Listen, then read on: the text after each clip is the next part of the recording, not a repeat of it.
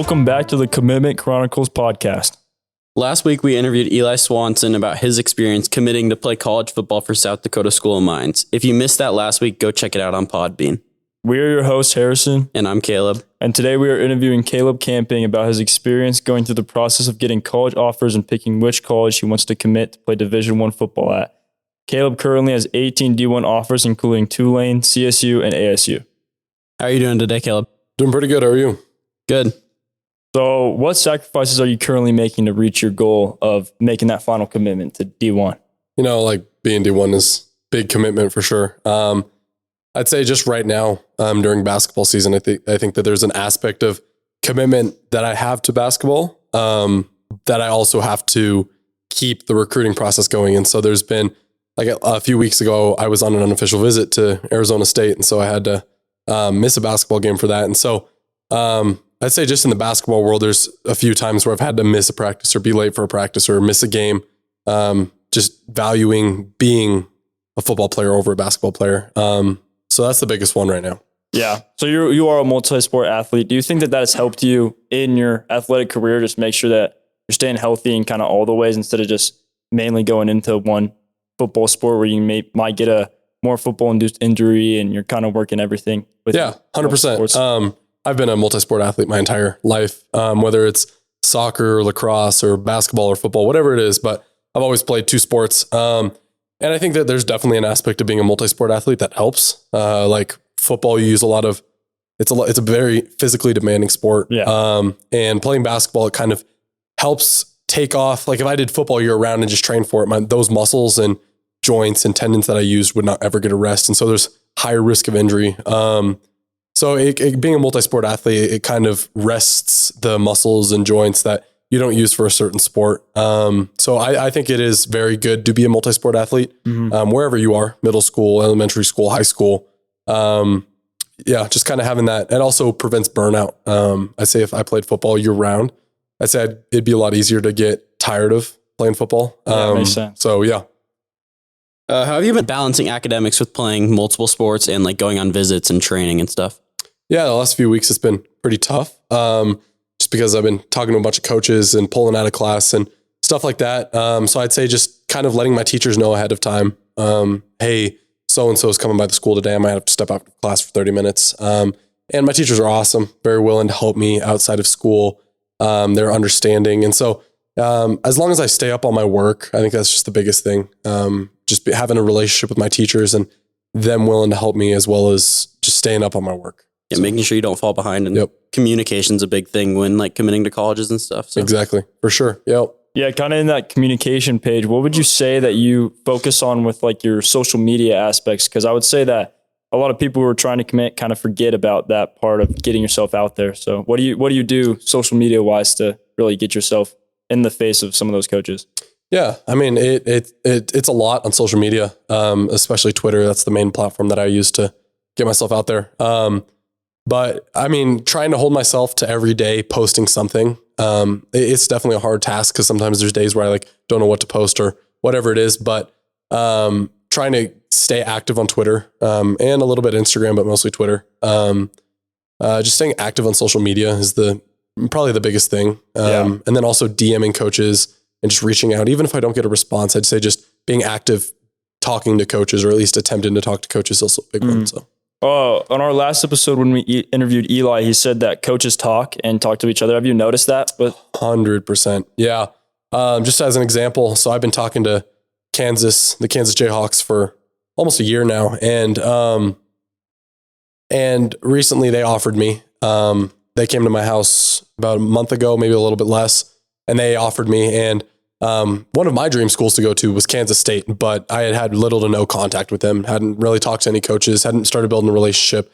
And the night that Kansas offered me, they call me on my phone. I don't have their number saved in my phone. And they call me and they're like, hey, we're coming by your house tomorrow morning. And so literally the next morning they came by my house, talked to me and offered me. And so I think definitely coaches talk. And then they also, obviously they're on social media. And so they see a post, whether it's an offer or a graphic, whatever it is, they see it. And I think that definitely is an aspect. I'd say without all of the posts, and yeah, I get like there's an aspect of it where posting is just for looks, whether it's in your school life, your social life, whatever it is. I think there is an aspect, but also for me personally, a lot of the posting stuff that I do on social media is more so taking the approach of, if I get this offer out there, coaches that are close to that school might see that. So like if I get offered by, or when I got offered by ASU, a lot of schools that are in the Big 12, ASU's in the Big 12, a lot of the schools that are in the Big 12 started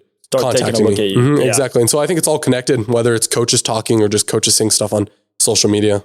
So yeah, because they see other schools offer you and they want to see what they see in you. Exactly. For sure. Yeah. No, yeah, that's cool. So you said you just did your visit to Phoenix at ASU. Are there any other places that you visited? Yeah. I mean, in the fall, I went to a lot of schools. I'd say there was like 9 other schools, nowhere close to ASU. I loved ASU. I mean, I'll take a few more visits in the fall, just to see where I'll end up landing. But, yeah, that was my only one in January, was to ASU. So yeah. When you're, looking to commit to a college, obviously you're visiting. Would you say that some colleges you're more are make or breaks on the campus, or would you say that your main focus is football, and if they have a good football program, then you're going there? Yeah, I mean, when deciding where to commit, there's a lot of factors in it. Campus, coaches, what they have to offer, how interested they are in me, just everything. There's so much, and I'd say, yeah, there's a part of it that's like campus, and it has to feel like home. But mostly I just say the football team, because I spend so much time in the football facilities with the football players and the football coaches that like yeah, there's just such an aspect of that like that has to be one of my main priorities, just because of how much time I'm spending there. So, were you able to be around the team on your last visit to ASU? Very little. It was a weekend for them. And some of them were in the weight room, but, yeah, there was very little. I'm going to go on a few more visits to ASU this spring. And so this next one that I'm going to is I'm going for a spring practice. And so I'll get to be around the coaches and be around the players. So yeah, I didn't get as much. It was more so coach to player. I got to spend a lot of time with the tight ends coach, but not as much. I didn't really talk to a lot of players. Now there was a few in the weight room working out, but yeah. It wasn't focused on that trip that you were going. Yeah. Yep. Yeah, that was just more so just to get me on campus in Tempe and just get me around the ASU facilities. Get you familiar with it. Exactly. And then when I come back, it'll be about practice and just about the team itself. So what have you been looking at, like academic wise, besides just football? I mean, that's not a big focus for me. I mean, obviously I want to get my business degree. And so when I'm looking at the schools, I need to have like an idea in my mind of if their business school is good. And now business is probably one of the most common majors. And so finding a good business school is not that hard wherever I go. Yeah. But yeah, it's a thought in my mind for sure. But I'd say that just like, I don't have a really rare major that I want to major in. And so kind of just take it like, if I'm going to commit to a school, they'll likely have a good business school. So yeah, because it's not one of those ones that's like super specific to specific colleges. Yeah. It's pretty broad. Exactly, for sure. Which I'm glad that business is a pretty like common major, just because I can go anywhere and they'll have a good business school. Yeah, it gives you more options for where you want to play. For sure. All right. How are you? So obviously, to get to the level that you're at, you're not just going to practice when everyone else is. You're doing stuff outside of practices and maybe doing stuff when other people are just taking their rest breaks. So what are you doing right now outside of practices or just outside of game time to really take that next step in getting ready for it? Yeah, I mean, it's hard during basketball season for sure. During basketball, I'm just trying to get faster, get more agile, whether it's on the court or off the court. I'm working out on my own in the mornings, but it's mostly speed and agility and power related. And then basketball just helps me get more agile and more athletic, I guess. But once basketball ends, that's the time that I just lift heavy, putting in the work with my quarterback in the field, out at the field. And so I think right now during basketball, it's very limited on how much work I'm putting in. But you know, everything is towards the end goal. So basketball helps me get to that place of, that I want to get to. So how outside of basketball season, like maybe during the football season, were you doing anything outside of practices to get better and get forward on that committing process? Yeah, for sure. Off the field, I'm watching film constantly during football season. I mean, whether it's watching myself, watching the team we're about to play, whatever it is, I'm always watching film when I get the time. And then on the weekends, I'm doing just every day I'm doing recovery stuff, but on the weekends, I'm getting to the field, working on some stuff, that I needed to work on that week, or need to work on the upcoming week. And so, yeah, I'd say during the season, it's constant, whether it's off the field or on the field, whether it's football related or just recovering. You're always doing something. Exactly. Got to keep myself busy. Yeah, exactly. For sure.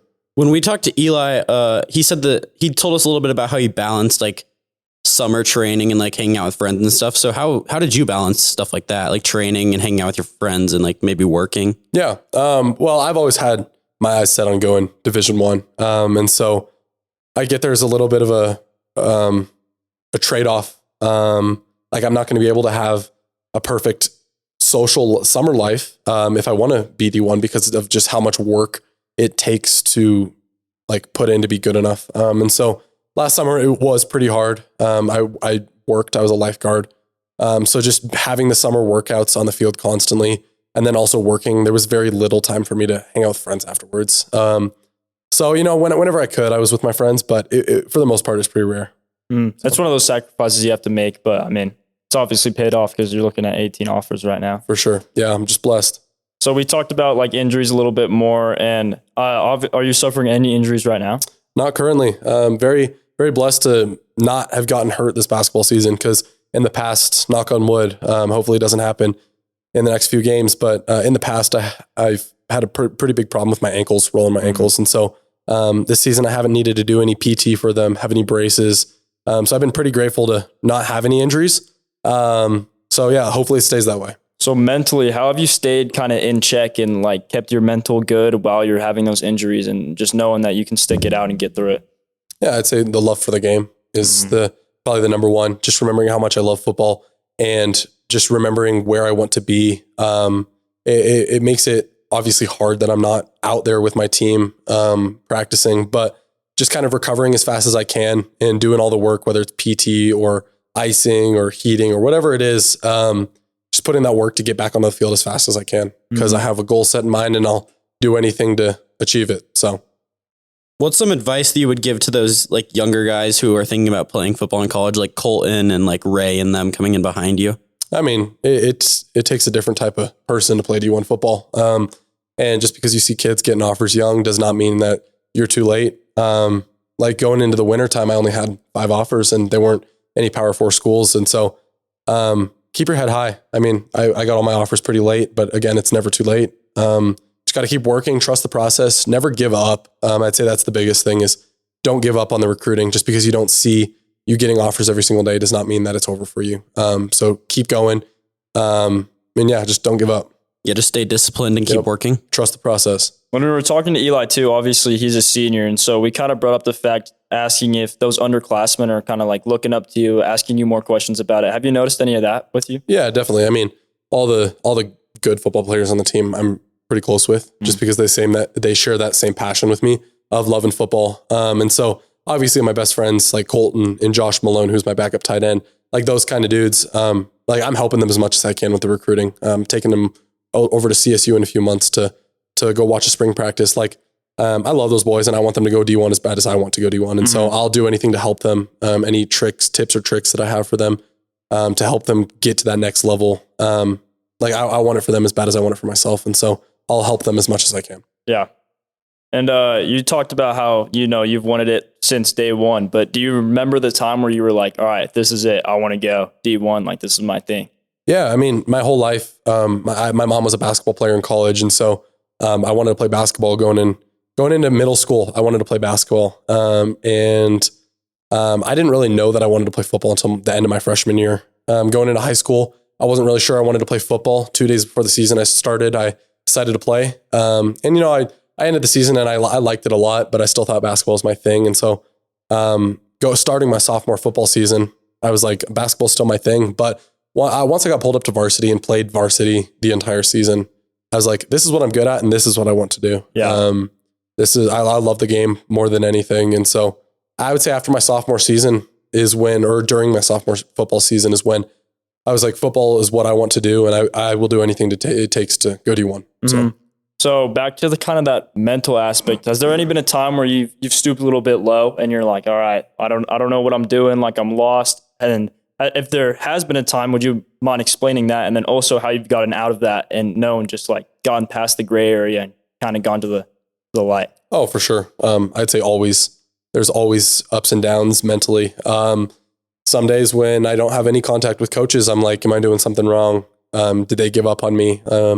And like, that's kind of the piece that I was talking about, like going back to what should the young dudes think about? Like, it's never over. You're going to have days where you don't talk to any coaches, and then you're going to have days where you talk to 8 coaches. And so like, just remembering that it's not over, and remembering that just because you have a day where, you might not be at where you want to be, that does not mean that tomorrow will be different. And so, yeah, I mean, just kind of remembering that there's good times, and then there's also going to be bad times, and just being able to rely on the others to get through the bad is, that's a big one.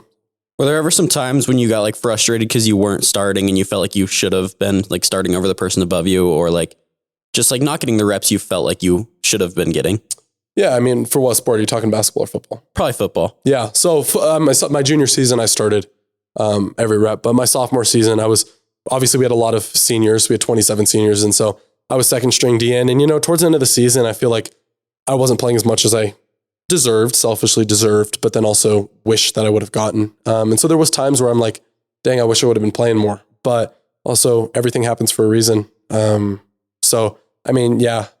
Yeah, because we talked to Eli about how he had to sit behind Marcus and Owen and Luke and them, but he also told us that like it was a really good thing for him because he learned a lot from those guys, and he feels like he played better because he sat behind those guys. Yeah, for sure. I played at a position that I'm not playing at anymore. I mean, kind of. I played DN my sophomore year, and I'm playing tight end now. But so I learned some stuff for sure. Just watching Barrett and Mason, who were above me, play. And they taught me really well. And so, yeah, like Eli said, like, I think it was very good that I got to sit behind and just kind of see what they're learning, whether it's good or bad, whatever it is, kind of just learning about the game. And so, yeah. So another thing we want to focus on in this podcast is kind of like tips and tricks that they don't really tell you up front on the committing process that you may have discovered and that will help other people trying to commit. So do you have any words of wisdom or tips that you would give younger athletes trying to commit right now? Yeah, I mean, first and foremost, I just say don't rush it.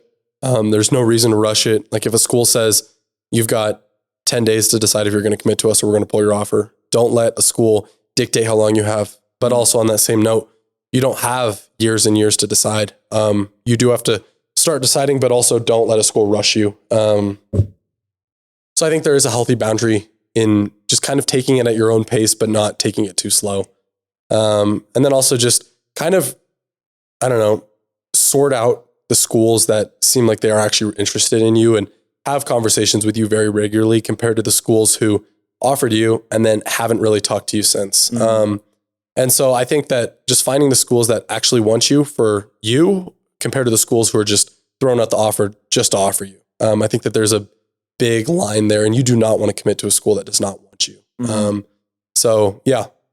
Yeah, because obviously like playing time's a big thing. Like you might go to a college to play football, but you want to be able to play in the big games and like have like a good career in college. Yeah, definitely. And like a lot of people come up to me throughout the day and like, why are you not committing to these bigger colleges that you're talking to? And I'm like, I'd love to. Like, it'd be an awesome experience. Like, for example, Texas A&M. Like, I'd love to go there. That'd be awesome to play at College Station. But also, like, I probably wouldn't play there if we're being honest. Like, they only recruit 4 and 5 stars. And so I likely would not play there. I'd play behind a few dudes, and I'd probably have to transfer portal out compared to a school that's still big, like ASU. Like, I would get a chance to play there, and they'd develop me. And yeah, I might have to sit a year, but everybody does, and almost everybody does in college football. And so just having that, like, just remembering that you might have to sit, but you will eventually play, and going somewhere that will develop you and then into getting the chance to play compared to just developing you just to sit you. So, yeah. And we've heard you talk about ASU a lot, but out of all your offers, did you say that there was a top 3 of kind of what you're looking at more? Yeah. I'd say my top 3 right now are probably Arizona State, Kansas State, and either Wyoming or Kansas. I mean, all of them are great schools for sure, and it'll be a tough decision when I end up committing. But certain schools, are just going to feel like home, and the others aren't. So yeah, I mean, it'll be a long process. I mean, it's been going on, like deciding which schools I don't want to go to compared to which schools I do, and so starting day by day, just narrowing down my list. So yeah. Well, thank you, Caleb, for getting on the podcast and talking with us this episode. Thank you for listening to the Commitment Chronicles featuring Caleb Camping. We hope you have learned more about the commitment process and some tips and tricks to take the next step into college athletics. We hope you enjoyed and have a good rest of your day. Yeah, thank you, Caleb.